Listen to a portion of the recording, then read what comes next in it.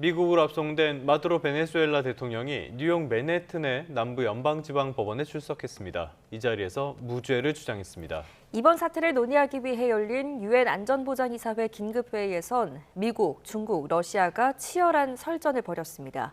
뉴욕에서 이승윤 특파원입니다.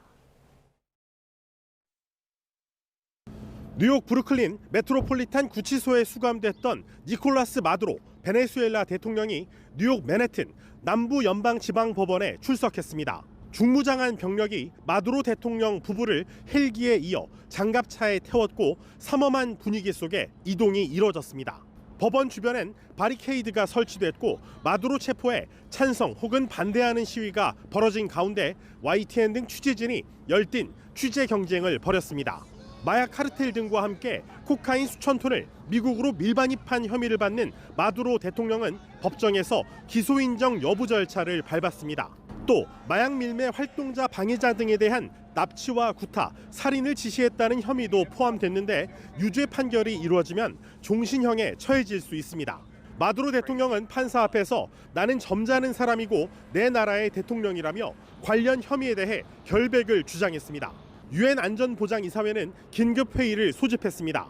베네수엘라의 최대 석유 수입국인 중국은 러시아와 함께 한 목소리로 미국이 국제법을 심각하게 위반했다고 비판했습니다.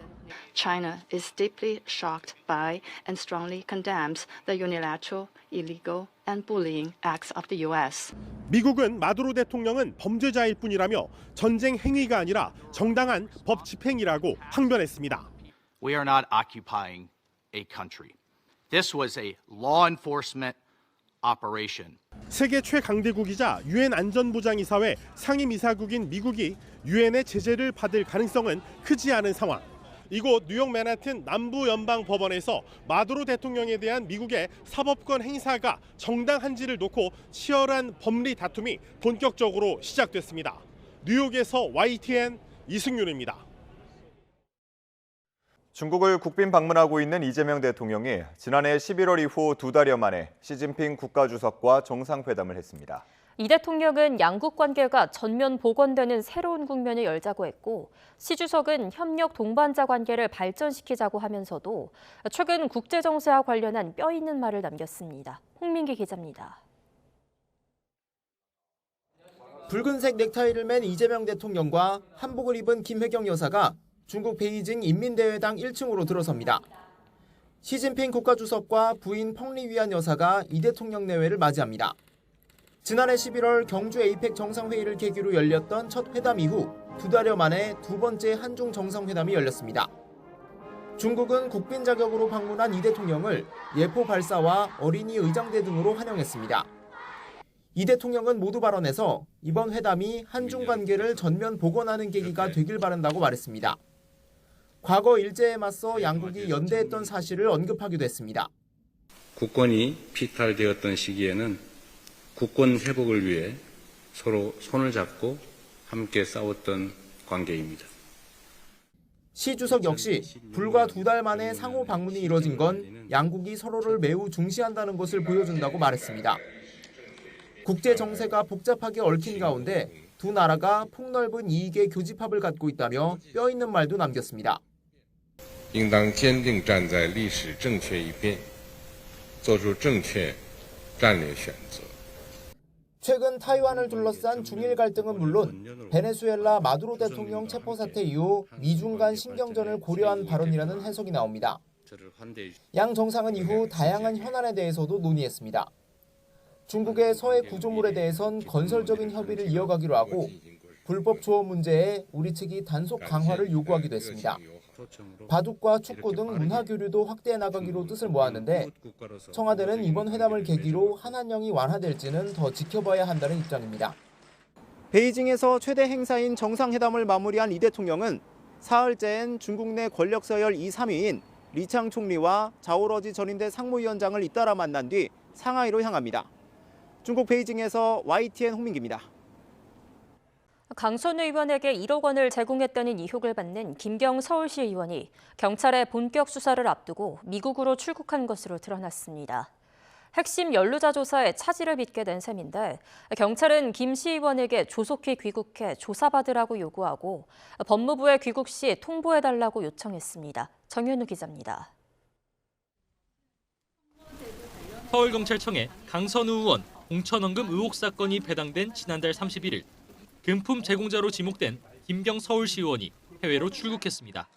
자녀가 있는 미국으로 갔는데 경찰은 언론에서 공천헌금 의혹이 제기되고 수사가 본격화할 것으로 보이자 도피한 것으로 의심하고 있습니다.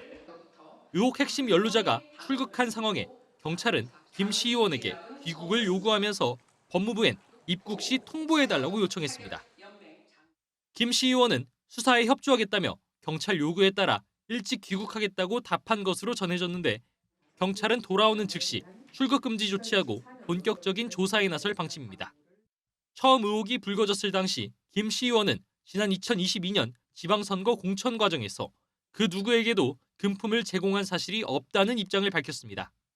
그러나 강선우 의원이 당시 민주당 공천관리위원회 간사였던 김병기 의원을 찾아가 상의한 녹취를 들어보면 자신의 보좌진이 김경 시의원으로부터 받은 1억 원을 보관하고 있다는 강 의원 말에 김병기 의원은 빨리 돌려주라고 말합니다. 어쨌건 그 1억 이렇게 그 돈을 갖다가 받은 걸 지금 사무국장이 그러니까 보관하고 있었다는 거 아닙니까? 돈부터 돌려주세요. 돈부터. 이에 강 의원은 바로 금품을 돌려줄 것을 자신의 보좌진에게 지시했다는 입장이고 김병기 의원도 그렇게 조치한 것으로 전해 들었다고 말합니다. 네네. 받지 않고 돌려줬다고 그러더라. 그래서 그러냐? 확실하냐? 아니 돌려줬다고 그러더라. 이렇게 받지 않았다고 그러더라.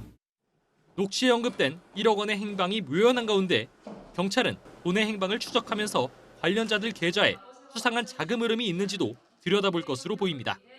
YTN 정현우입니다. 쿠팡 개인정보 유출 사태 이후 이용자 이탈과 결제 감소 현상이 뚜렷해지고 있습니다. 경쟁 플랫폼들의 이용자가 늘면서 이른바 탈팡 흐름이 본격화하고 있다는 분석도 나오는데요. 여기에 만약 대형마트 새벽 배송 규제가 완화된다면 쿠팡의 독주 체제를 흔드는 결정타가 될 것으로 보입니다. 오동건 기자입니다. 쿠팡 이용자 수가 개인정보 유출 사고 이후 감소하고 있는 것으로 나타났습니다. 쿠팡의 12월 넷째 주 이용자는 유출 사고가 알려진 뒤 한 달 만에 무려 100만 명 이상 줄어 4.2%가 빠졌습니다. 반면 네이버 플러스 이용자는 11%, 11번가는 6.3% 늘었습니다. 쿠팡에서 빠져나간 이른바 탈팡족이 다른 플랫폼으로 옮겨간 것으로 분석됩니다. 괘씸하더라고요. 그래서 다른 네이버나 아니면 옥션이나 다시 11번가나 조금 더 주고 그냥 조금 더 늦게 받고 그렇게 하고 있어요. 이런 탈팡 현상은 가속화될 것으로 보입니다.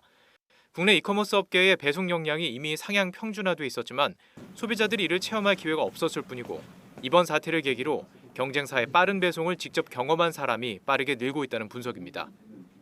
실제로 신선식품 새벽 배송의 컬리와 손잡은 네이버가 12월 쇼핑 부문 신규 설치 앱 순위 1위로 떠올랐고 11번가의 빠른 배송 서비스는 신규 구매 고객 수가 전년 대비 229%나 올랐습니다. 여기에 앞으로 대형마트 새벽 배송 규제가 완화돼 마트까지 배송 경쟁에 가세할 경우 쿠팡 중심의 독주 체제가 흔들릴 수 있다는 분석도 나옵니다. 대형마트와 기업형 슈퍼마켓이 1,800개 점포가 소비자 가까이 위치해 있습니다. 유통법을 개선해 새벽에 운영이 가능하게 된다면 빠른 배송을 통해서 고객한테 물건이 배송될 겁니다. 특히 김범석 의장의 직접적인 사과 부재와 청문회 과정에서 드러난 쿠팡의 태도가 실망을 키우면서 대형마트 규제를 완화해야 한다는 여론에도 점차 힘이 실리고 있습니다. 쿠팡 사태를 기점으로 대형마트까지 경쟁에 뛰어들 경우 국내 이커머스 시장은 쿠팡이 주도하는 단일 플랫폼 구조에서 여러 플랫폼이 경쟁하는 구조로 바뀔 수도 있을 것으로 보입니다. YTN 오동건입니다. 니콜라스 마두로 대통령이 축출되고 미국 정유사들이 베네수엘라에 재진출하는 길이 열리면서 전통 산업주 위주로 매수세가 집중돼 뉴욕 증시가 동반 강세로 마감했습니다. 뉴욕 증권거래소에서 우량주 위주의 다우존스 30산업 평균 지수는 전장보다 1.23% 뛴 48,977.18에 거래를 마감했습니다. 대형주 위주의 스탠더드 앤드 푸어스 500 지수는 전장보다 0.64% 상승한 6,902.05, 기술주 위주의 나스닥 종합지수는 0.69% 오른 23,395.82에 장을 마쳤습니다. 다우존스는 장중 사상 최고치를 경신한 데 이어 종가 기준으로도 최고치로 마감했습니다. 트럼프 행정부가 마두로를 축출하고 베네수엘라 석유 산업의 재건에 미국이 개입할 것이라고 밝히면서 뉴욕 증시는 수혜주 찾기에 분주했습니다. 미국이 베네수엘라 석유 인프라를 복구하는 과정에서 향후 10년간 약 1,000억 달러가 소요될 것이라는 추산이 나오고 있습니다. 이는 미국 석유 회사들로서도 불확실한 도박이 될 수 있으나 시장은 일단 기대감을 선반영하는 데 집중했습니다. 현재 메이저 미국 정유회사 중 베네수엘라에서 유일하게 사업을 진행 중인 쉐브론은 주가가 5.1% 뛰며 시장의 주목을 받았고 엑손모빌도 2.21%, 코노코 필립스도 2.59% 뛰었습니다. 정유회사보다 더 주목받은 것은 유전 서비스 및 장비 제조 기업들이었습니다. 금광을 캐지 말고 곡괭이를 팔아라라는 비즈니스 격언처럼 정유회사들보단 유전 관련 장비 제조 업체들로 매수세가 더 집중된 것으로 풀이됩니다.